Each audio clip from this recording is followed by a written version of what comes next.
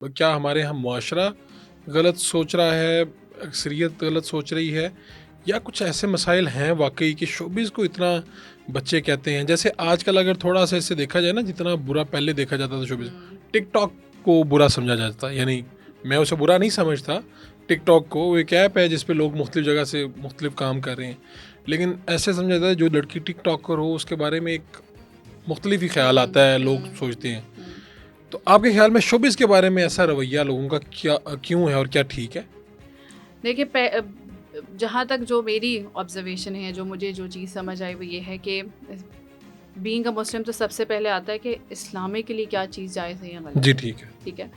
और उस पे मैंने अब ये एक और भी इंटरव्यू दिया था तो उन्होंने ये कहा कि चले मैं फ़तवा नहीं लगाती, इससे पहले कि आप आ जाओ मुझे पकड़ेंगे जी आपने फ़तवा दिया है, मैं फ़तवा नहीं लगाती, आप खुद कुरान खोलिए, आप खुद हदीस खोलिए और उसके रूह से देख लीजिए हुँ, कि क्या जायज़ है और क्या नाजायज़ है। लेकिन वक़्त के साथ-साथ मैंने फ़ील किया है कि वो दीन जो है वो आहिस्ता-आहिस्ता कल्चर को जो है ना हमने प्रायोरिटी देना शुरू की दीन को साइड पे करते हुए। तो इवन जब मैंने भी स्टार्ट किया था या उस ज़माने में हमें जैसे नाना दादा वगैरह कोई होते थे तो कहते थे सर पे दुपट्टा रख लो, घर में बड़े मौजूद हैं वगैरह, तो वो कल्चरली होता था।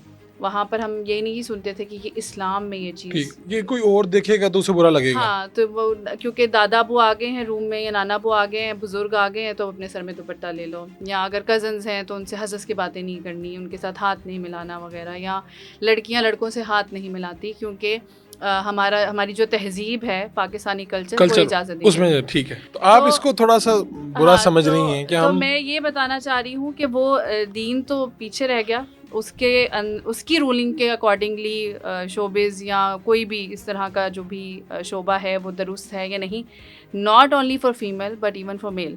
हुँ, तो उसको तो वैसे ही वो पीछे कहीं रह गया। उसके बाद हमारा कल्चर जो आना शुरू हुआ कि हमने कल्चर को प्रायोरिटाइज़ करना शुरू हुआ, तो उस कल्चर के अकॉर्डिंगली भी फिर हमारी अंडरस्टैंडिंग यही थी कि जो शोबिज़ में लोग हैं, स्पेशली ख़वातीन, हुँ। लेकिन इवन मर्दों को भी मुझे नहीं लगता कि हर मर्द के लिए इतनी एक्सेप्टेंस होती थी कि अच्छा कोई एक्टर है या होस्ट है या कुछ भी करता है तो उसको कोई 100% पूरी फैमिली एक्सेप्ट करती थी कि अच्छा जी हाँ, ये हमारी अच्छा, पॉलिसी उनके है। लिए भी उतना ही बुरा था जितना ख़वातीन के लिए समझा जा रहा था। जिन लोगों को लगता था उनकी अंडरस्टैंडिंग ये थी कि ये बुरा है या ये एक अच्छी जगह नहीं है किसी के जाने के लिए, तो उनके लिए फिर मेल फीमेल डज़न्ट मैटर, वो फिर दोनों के लिए ही उस इंडस्ट्री को बेसिकली वो हुँ। बुरा समझते थे।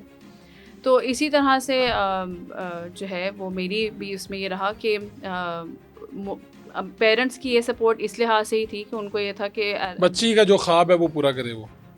उनको ये था कि if she is happy she wants to do something तो we will support to her. उस वक़्त अगर आपको कोई कहता था कि जैसा आपने कहा कि ख़ानदान में से कुछ लोगों को बुरा भी लगता था मेरे एक्टिंग हुँ, करना, हुँ। तो तब आपको बुरा लगता था ये बात कि वो आपके ऊपर एतराज़ कर रहे हैं? अम, उस वक़्त? बुरा शायद बुरा भी लगता होगा, लेकिन अपने आप से ना खुद को ही हमने तसल्लियाँ और जवाब दिए होते हैं बेसिकली। कि मैं तो सही काम कर रही हाँ, हूँ। मेरी नीयत सही है जब तक तो, हाँ, और मैं कोई और फिर हम उसमें ना हम कैटेगराइज़ भी कर लेते हैं ना, कि जैसे भी आपने टिकटॉक की मिसाल दी, जी। तो अब अगर कोई टेलीविज़न पे जा रहा है तो कहेगा कि मैं टिकटॉक पे तो नहीं जा रहा ना, मैं टेलीविज़न पे ही जा रहा हूँ। यानी आप कह रहे हैं जो भी आप काम कर रहे हो तो उसका एक जवाब होता है आपके पास। हाँ, तो वो उसमें अगर फ़ेस टू फ़ेस मुझे तो ख़ैर कोई ज़्यादा ऐसे लोग नहीं कह पाते थे। अम्मी-अब्बू को ही फ़ेस करना पड़ता था क्योंकि मैं इतनी छोटी थी तो मुझे वो प्रोटेक्ट करते थे बेसिकली, सपोर्ट करते थे। तो I didn't have to like answer anyone ज़्यादा। लेकिन ये है कि अम्मी-अब्बू खुद ही से हैंडल कर लेते थे और ए जवाब दे एक देते जो थे। तासुर है शोबिज़ के बारे में, ये इवन हमारी इंडस्ट्री में भी कहीं न कहीं इसका है कि जी आपको यहाँ पर आगे बढ़ने के लिए कोई कंप्रोमाइज़ करने पड़ते हैं। क्या उस वक़्त आपने कहीं पे ये देखा, या आपको लगता है कि आज के माहौल में भी ये मुमकिन है, या ये बातें हैं? क्योंकि इसकी ये जो बाद में सवाल पूछ रहा हूँ, ये पिछली बातों से जुड़ी हुई बातें हैं। हुँ। अम, बिल्कुल ऐसा है, और इस पे तो मेरे ख़्याल से आप इवन बॉलीवुड की बहुत सी मूवीज़ उठा लें, वो भी हुँ। उन्होंने बनाई हुई है। और फिर अभी रिसेंटली भी देयर वर सम सेलिब्रिटीज़ जिनके मैंने कुछ बयानात देखे थे फेसबुक पे, मेरी नज़र से गुजरे थे और उन्होंने इन चीज़ों को मेंशन किया था। एक जनरल लोगों की जो अंडरस्टैंडिंग है वो ये है, वैसे तो हमें पता है कि हर जगह ही वो हाँ, 100% ठीक सेफ नहीं है है, नहीं। लेकिन यहाँ पर स्पेशली नुमाया हो ख़वातीन जाता के है लिए। जी, यहाँ पर ज़रा नुमाया हो जाती है लेकिन बात। शोबिज़ को समहाउ ऐसा कंसिडर हमेशा से किया जाता रहा है हुँ, कि वहाँ, जैसे मैंने कहा ना, कि वैसे ही लोग उसको पहले से ही गलत समझते हैं कि यहाँ पर आने वाला जो इंसान है वो शायद इतना कोई अच्छा इंसान नहीं है और उसको अपनी इज्जत की या अपनी जो है उसकी कोई परवाह नहीं है, ठीक है।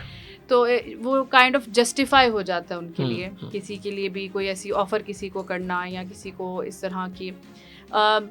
मेरे और मेरे साथ क्योंकि अम्मी बहुत ज़्यादा मुझे सपोर्ट कर रही होती थी, तो आई रिमेंबर के स्टार्टिंग वाला स्पेशली कुछ जो मंथ्स थे वो इवन मेरे से ज़्यादा अम्मी के लिए मुझे लगता है कि वो बहुत ट्रॉमेटिक और शॉकिंग उनके लिए बहुत ज़्यादा थे। और देयर वर सच क्वेश्चंस या ऑफर्स जिस पर वो जाहिर सी बात है बहुत परेशान हुई, और उन्होंने even I remember there was one day when she said कि बेटा लेट्स क्विट। अच्छा, हाँ, एक ऐसा मौका आया कि उन्होंने कहा छोड़ देते हैं। वो एक बहुत शुरू के टाइम में था, तो वो शुरू का टाइम जो आपका अगर आपको सही आप तो छोटी थी उस वक्त, इस तरह से कुछ चीज़ों को शायद आप नहीं समझ सकती, वो ज़्यादा समझ सकती थी कि ये कोई बंदा क्यों कह रहा है। बिल्कुल। तो वो अम्मी ने फिर ये कहा कि शी वाज एक्चुअली क्राइंग, तो मैंने उन्हें पूछा कि क्यों रो रही हैं, तो उन्होंने कहा कि बेटा बस नहीं, अपनी पढ़ाई पे फोकस करो, हम नहीं जाएंगे इस इंडस्ट्री में। वो किसी का कोई फिक्रा या कोई बात या कोई ऐसी चीज़ थी जिसकी वजह से वो परेशान? बाद में कभी उन्होंने बताया कि ये बात क्या थी?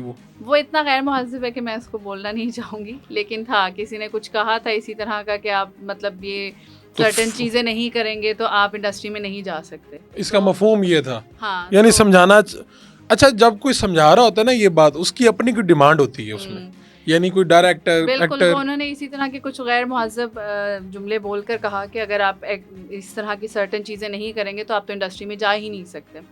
तो जिस पे फिर अम्मी ने कहा कि अच्छा अगर यही सर्टेन चीज़ें हमें करके ही जाना है तो फिर हम नहीं जाते, हम कुछ और काम कर लेते हैं।